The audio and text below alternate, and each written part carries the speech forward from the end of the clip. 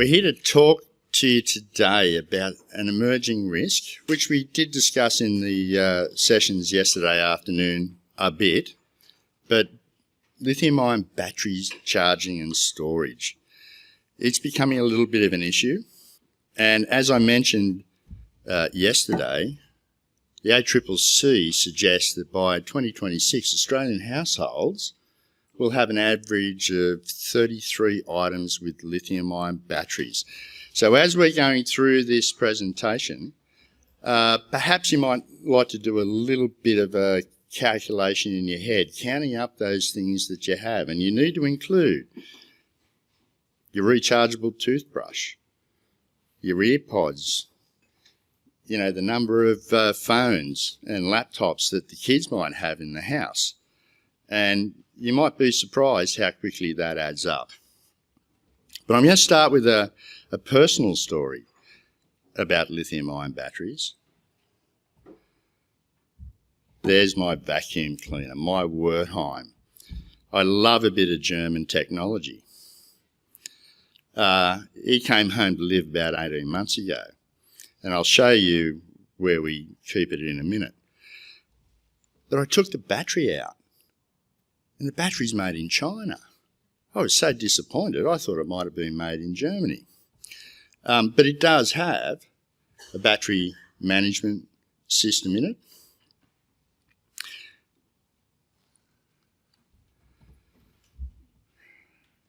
Yeah, under the stairwell it used to live. And that cupboard under the stairwell used to be free of combustible material. This is a photo I took one day after I came home from, a week away on the road, and it was actually worse than that. I pulled some of that stuff out, and I've gone to my wife, Jan. I said, "What's going on here, love?" "Oh, well, we've got to put stuff somewhere." And I said, "Right, I'm starting to have a bit of a problem with this. I'm going to move it, because our escape route's down the stairs. The kids' bedrooms and the guest bedrooms are out the back here. They've got to walk past this." "Oh, yeah, but it's got a battery management system. It'll be fine." I said, "That's just another point of failure, right? I'm moving it." I said, "I'll move it into the corner over here." "No, we can't have it out, being seen by people." So eventually I convinced her that we'll put it outside next to the doghouse. She wore that, and so that's where it lives now. At least it's not going to burn the house down. Might burn the dog kennel, but, dog's already black anyway.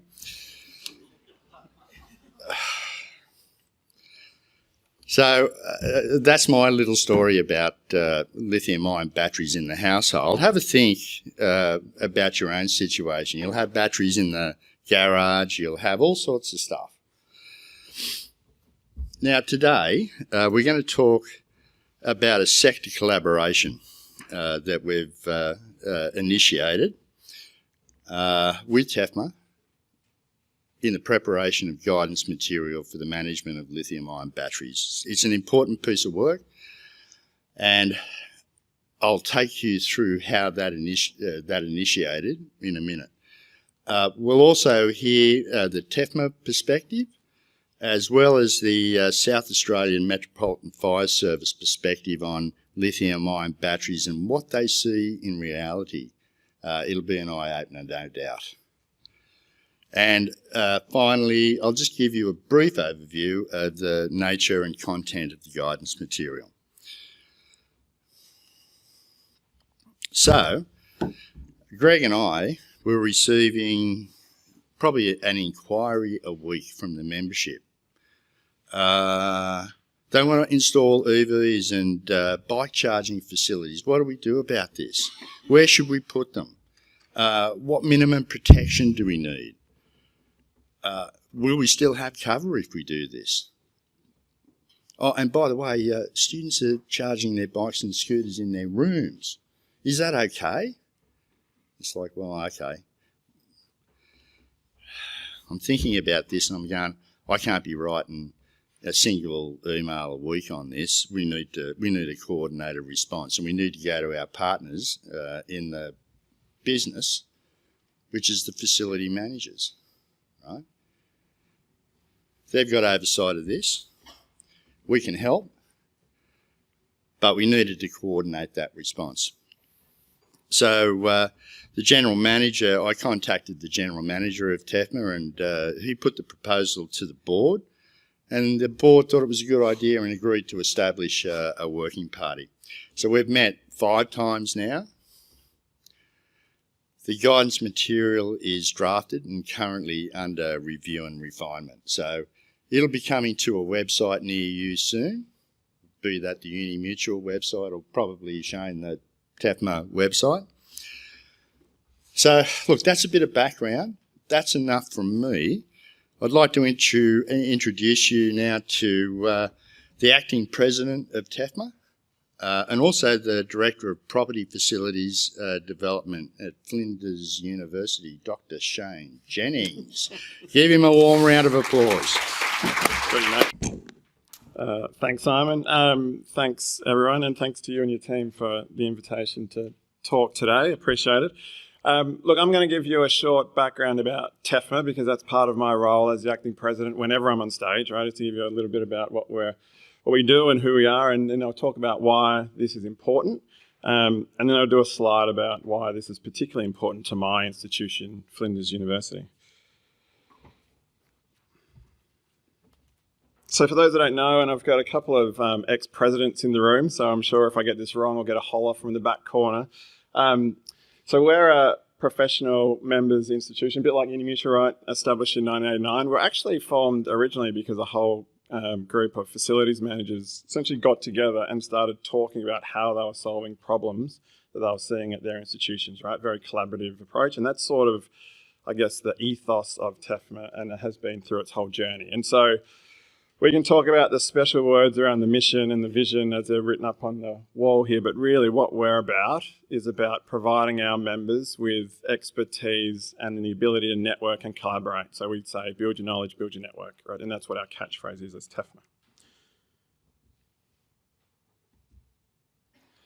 Just some facts to get an understanding of our scale and reach. So we cover all but 3 Australian universities and 6 of the 8 in New Zealand, and then we have some TAFEs across Australia. And so we're pretty much responsible as a member base for all of the physical campuses across Australasia, right? And all of the associated assets and infrastructure that run those campuses. And then all of the services and facilities that those groups look after and manage. So think from fleet to sustainability initiatives, to all of the campus services in security and cleaning, everything across that remit is what our members look after and manage every single day. We've also got 1,900 individual members, and so they're the people that work in this sector within those institutions. And our role as a TEFMA is to help them by engaging with them, by delivering a quality campus experience through sharing knowledge and learnings, and we do that in 4 key channels. We have a annual conference, a bit like this, that we do every year. This year's at September and it's in Brisbane.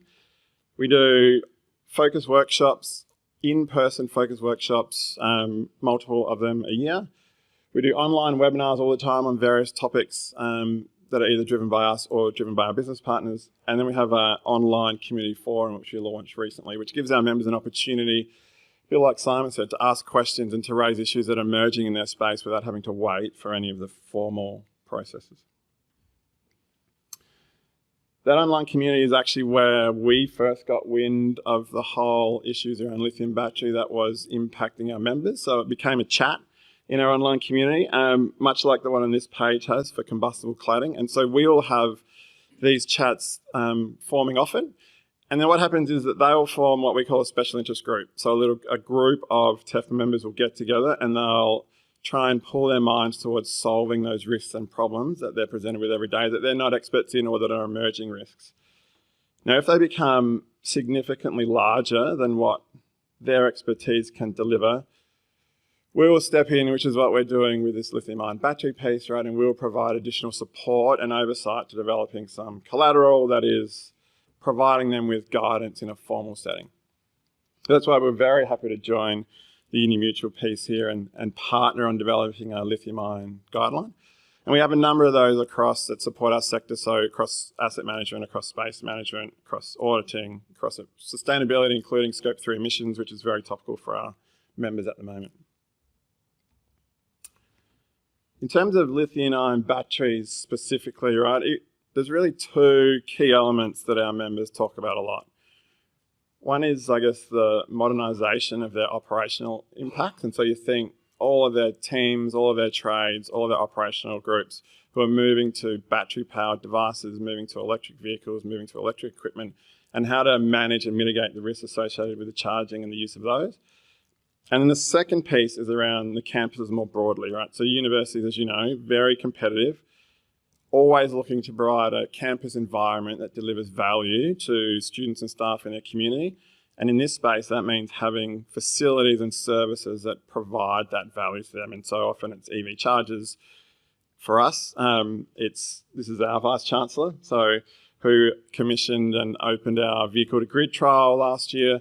So we're often doing these innovative things in the absence of any real understanding or guidance as to how to do that in the best risk-based process appropriate. Right? There was no intelligence about how to manage this, where to put them, how to do that when we did this at Flinders. In terms of our university specifically and why this is a real challenge and is a real topic for my team. For those who don't know, Flinders, we're 20 kilometres south of Adelaide. We were developed in the 60s as part of the university expansion era. We're a suburban campus. We're built on a hill. This is an aerial photo, clearly, surrounded by a forest. It's actually a really difficult site to have a university on. It was a really poor decision at the time, if you look at it in hindsight. So our campus, we have a train that arrives at the front of the campus at our lowest point. And our top car park there's a 90-metre elevation difference between the top and the bottom of the car park. And so micro-mobility and getting around campus is a massive issue for us. And it's a massive issue for us to remain competitive, particularly in the emerging environment where we're going to have and my apologies to the Adelaide Uni people in the room, this monolith on North Terrace, who we're going to be competing with, who are right next to everything. And so we have got this challenge at Flinders about, okay, well, how do we support this increasing demand for personal micromobility across the campus? How do we make that innovative and exciting and usable for them? We have students who live on campus. They do all sorts of things, charge all sorts of things in their room, plug all sorts of chargers into all sorts of devices, piggyback off of all sorts of PowerPoints. So we've got that risk to deal with.